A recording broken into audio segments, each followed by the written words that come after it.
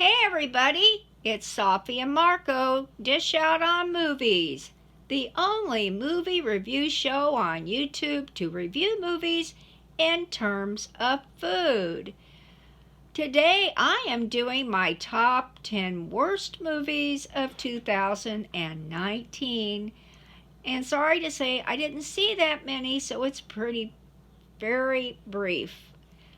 Okay, first of all, I just want to say my criteria for a bad movie. I don't care what movie or what year it's made, it's just a bad movie.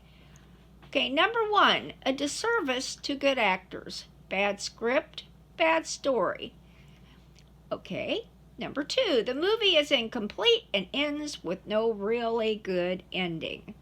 3, there are so many plot holes, so enormous that a bus could fall through them. For example, the origin is missing, which is a pretty major factor. Next, something happened in the story that I totally disagreed with. Next, it's an art project rather than a real movie.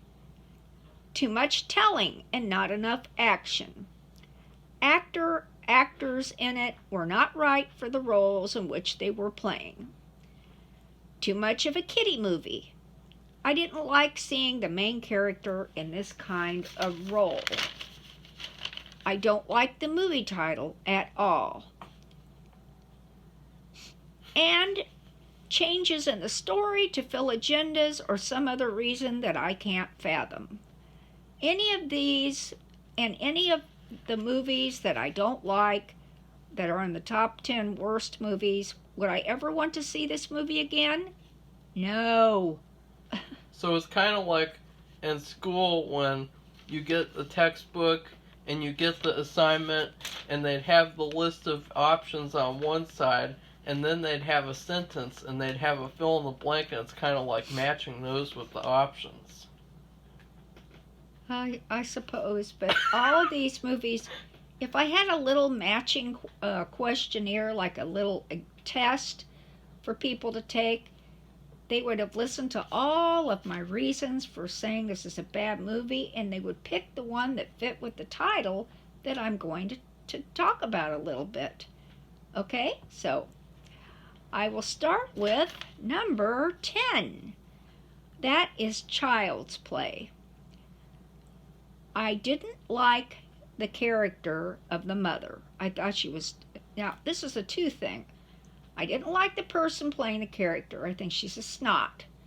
And she, in real life, and it translates into the role. And actually, maybe it was good for the role in one term, in that they changed the character from... This is one I didn't quite mention, but from the original Child's Play, the mother was very caring and loved her son, would do anything for him. She cared about him. In this movie, I want to know what parent in this lifetime would send their child out in the middle of the night to play with other kids in a city. Any city, anywhere. You're just asking for trouble, and any good mother wouldn't do that. And why would she do this? She thought he needed to stop playing video games, but I think she wanted to be alone with her boyfriend. So the story's changed. That's one thing I didn't like. I don't think I might have mentioned it in different ways in my worst reasons for a movie being crappy. But the thing about her playing that role, and then they changed it, I thought both were bad. Okay? And then my number 9 bad movie is El Camino. Listen, this movie, there are a couple really bad things for me. The first one was Jesse had been in a horrible situation. He was tortured and abused. They probably didn't give him very good food, and they didn't give him food very often or water. And anyway, it was a bad thing for him. So when he got free, he had like PTSD. Well, that ended in 2 seconds. And in real life, it isn't the way it works. People with PTSD and who've been through a horrible incident like this, they would be messed up for a while, not 2 seconds. And the other thing I didn't like, it was an incomplete story. Did Jesse make it? Could they have at least shown him doing what he was going to do. And I believe the originators of this Breaking Bad franchise have gotten very lazy. Look at Better Call Saul. They have rendered it legless so far. Well, he doesn't have PTSD. He has TPTSD, temporary post-traumatic distress disorder, whatever. Well, you ask any war veteran who have been through, some of them have affected them in horrible ways, they could tell you that that's BS. So, my next one, which is number 8, is Knives Out. Okay, there's too much telling, but the rest is okay. Better to show rather than tell. That's what the visual arts are for. Other than that, the second part of the movie I liked a lot. I thought it was an interesting story, and it had some surprises, which I always like in any story, are surprises. Good surprises, not seeing somebody murdered in the end. We won't talk about what that one is. Okay, and the next one, which is number 7, is Shazam.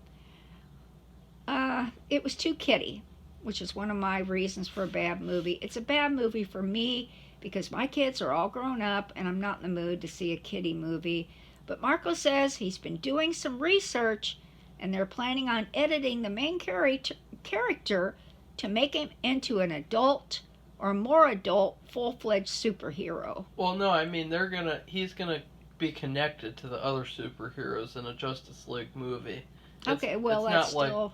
Well, I mean they're not gonna change the tone of the second Shazam film if there is one. They're gonna just put him into a bigger universe. Okay, well if anybody has seen the movie, this is really a kid, and one day the kid's really in real life is going to grow up, no matter what kind of magic has been put onto him. So he will be changed into a more adult because he will be a real adult, not a magical. I mean, this magical process where he turns into adult, that'll all be for real. Anyway, if I was a parent, I would have been more amenable to taking my kids to it. But since they're all grown up, I don't want to see any kids' movies. I'm just not in the mood. Unless it's something I saw a long time ago and I wanted to see what they did with it. But that doesn't even work, like for these live action movies, which for the most part I don't care anything about. Sorry. And just so you guys know, she has never seen Tom Hanks' Big, because everyone knows that Shazam was directly trying to be sort of like a parody of Big, and so she has not seen that. So if you guys are like, come on, Safi, it's Big, she hasn't seen that, so. My number 6 one is Toy Story 4. Now that might be surprising to some people who listen to my review of it. I appreciated they wanted to make another sequel or part to the story, and but I don't. After thinking about it, I didn't like the filling of agendas. I'll just give you an example. The doll character who was bossing everybody around, I thought she was totally unnecessary, totally, and didn't need her. And I didn't like the way that she threw the Woody around and didn't care about him anymore. In real life, I think they should have offered the original boy the doll back. And then the worst thing about it was ripping out his voice box. I know it was voluntary, but it was cringeworthy. I thought it was like declawing a cat. Okay. My number 5 movie is Avengers Endgame. That may be surprising to many other people. I don't care. There are too many characters. They always say, because I've been a writer, trying to write fiction, but you can't have too many characters. The story gets lost. And in this one, I mean, there are different movies were made of these people. The Iron Man, the super Spider-Man. Sorry, I always get those guys mixed up. That's just the name. And it kills and it was too easy to kill the villain. He should have been living in a castle wearing a crown, not living in a shack. And after all of that movie that came before it, where it was so hard to stop him, and they didn't stop him, then why? How could it be so easy to kill him? And then I did love Ant-Man's performance. I'd never seen any Ant-Man movies, so, and he's from my near my hometown, so the main guy. So I hats off to him because he was a positive part of the movie. And the other thing I didn't like was there was no homage to Scarlett Johansson's character at the funeral. I thought that was Black Widow. Black Widow. I thought that was sickening. She may not have all the powers and strength of some of the other characters, but she sacrificed herself to save others, and to me that was worthy of some kind of flower in the water or something that they did to her. So I was really, and I know they're making this one, it's coming out, or they made this one, it's coming out. I don't care. So in this movie, she died. So, I mean, are they going to pretend like she never died? I mean, I guess this is a prequel. I don't care. I thought it was sickening. I didn't like that.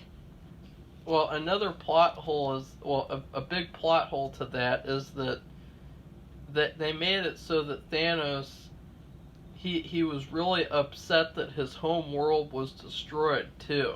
And so you have to think about this, Safi. He had the Reality Stone, or he had whatever, and Reality Stone in real, it would create whatever you want.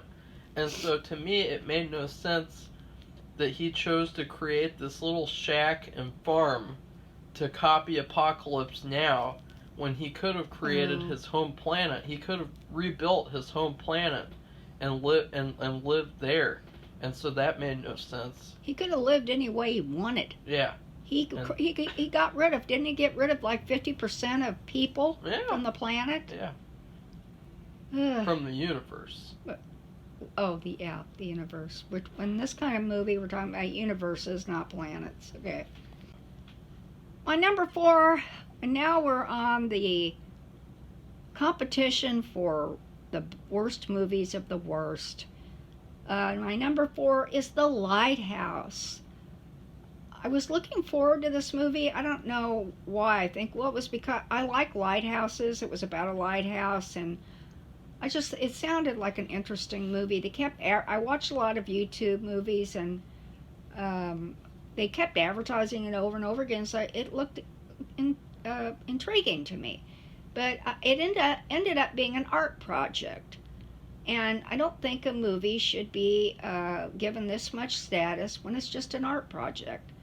But William Dafoe's performance was outstanding, and it's too bad that he wasn't nominated. Was he or wasn't he? He was not nominated. He was not nominated, at least. Well, I guess you can only have so many, and this was a very competitive category, really competitive. But he really gave, I mean, his speech, everything was very outstanding. Excuse me. My next movie is number 3. This is Ready or Not. I don't think a lot of people saw this, but the story is interesting and creative, but there are too many plot holes. Remember the criteria I called for in a bad movie? Well, this is the one where there's so many plot holes, it's like a bus could fall through one of the holes. And the whole premise of the movie is this, I don't even know how to explain it because it wasn't really explained that well. And that's a big problem. It's the premise of the whole movie. But it is interesting, and it's too bad that it's like they ran out of time, or they just didn't think it through. And I think that's sickening. They're allowed to make this movie. It should be, I don't know, there should be more, this isn't a good movie, you need to go back and fix it. It's not as a well-known movie like maybe the Avengers or Toy Story or something, where they get more leeway because they've been made in sequence to other movies. But this movie is a new thing, and I don't think they should have been allowed to Make it. Uh, my final two movies. Oh, God. Number two is your number two movie number two? No, I don't want to say that. Okay, my number two movie is a Netflix movie, and it's Dolomite is my name. I hate the title. I despise it, and I know it's the real name and the real story, right, of the character, but I don't like it. I'm like, what is that? It's like, in Lucille Ball, she was advertising, I think it was for a job, a Vegemite. Vitamita Vegemin. Yeah, and that's what it reminds me of. And actually, I think there is a Vegemite you could buy. It's something for vegetarians. No, that's different. Vitamita Vegemin was alcohol. It was a drink that they said it like combined vitamins and meat and vegetables. So that's why they called that, is because they combined all these different parts of the word vita for vitamin, and then meta for meat, and then Vegemin for vegetable, and so you get it now with that one. Yeah, it's for vegetarians back in the days where you never heard about a vegetarian. So, anyway, it just reminds me of that. I just hate the name, and I didn't like all the nudity, but I could accept that because I don't know. I just become like immune to it. But the part I didn't like was, and I mentioned this in my criteria, was Eddie Murphy was not right for this character.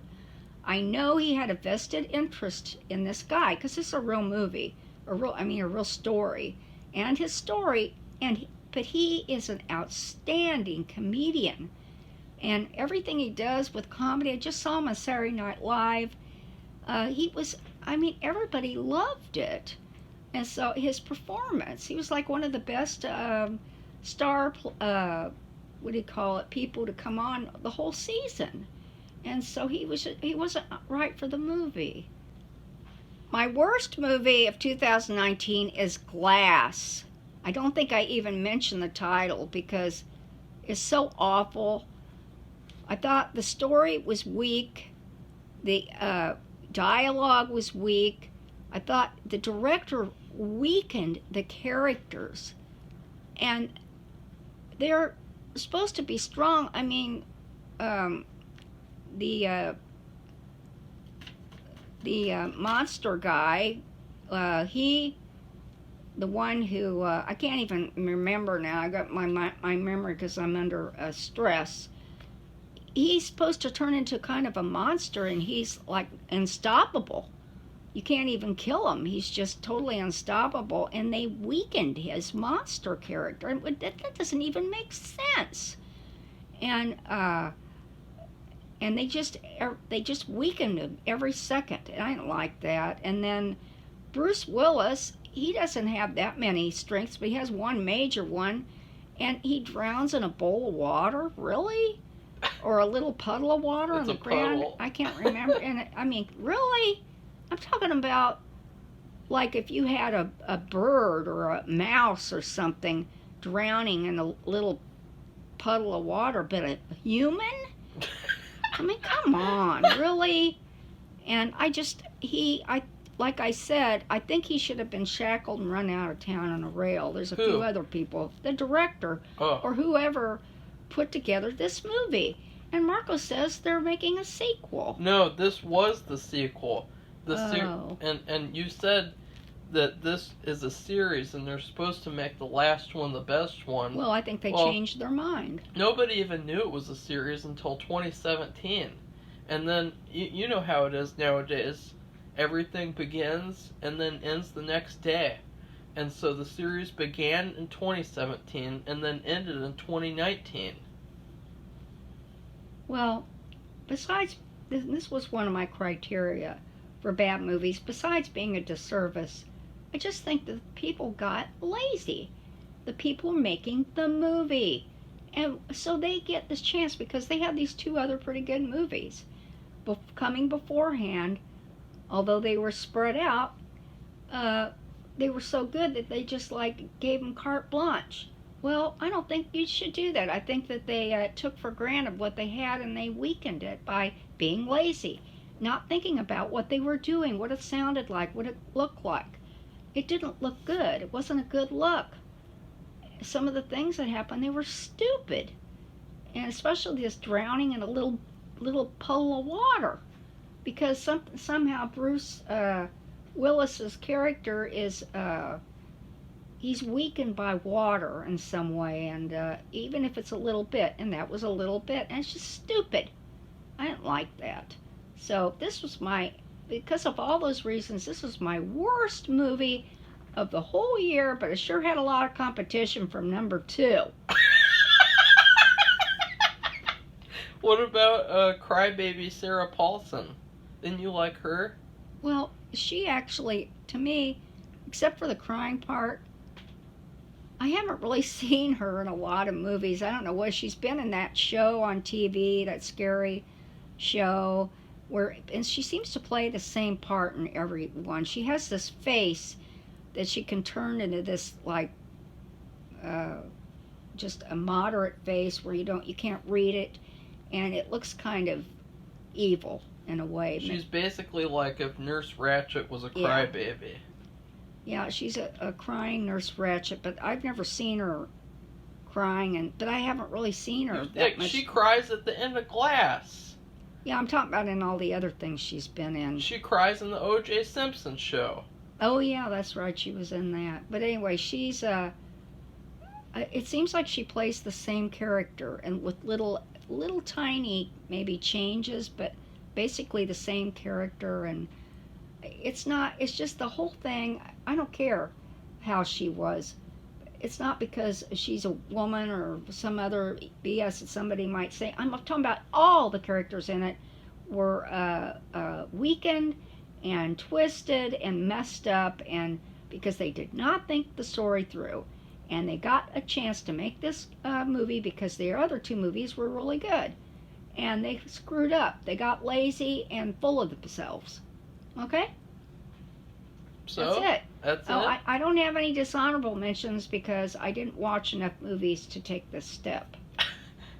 Well, please subscribe to our channel and like this video if you liked it, or dislike it if you didn't like it, because disliking it isn't going to be bad for the video. It's actually going to be really good for the video, contrary to people's beliefs. And so check out other videos where I'm going to be doing my top 10 worst movies of 2019 next, and then she's going to do her best top 10 2019 movies, and then I'm going to do my best top 10 2019 movies, and then we'll move on from there, and we'll also be reviewing Better Call Saul Season 5. Okay, everybody. Goodbye! Bye.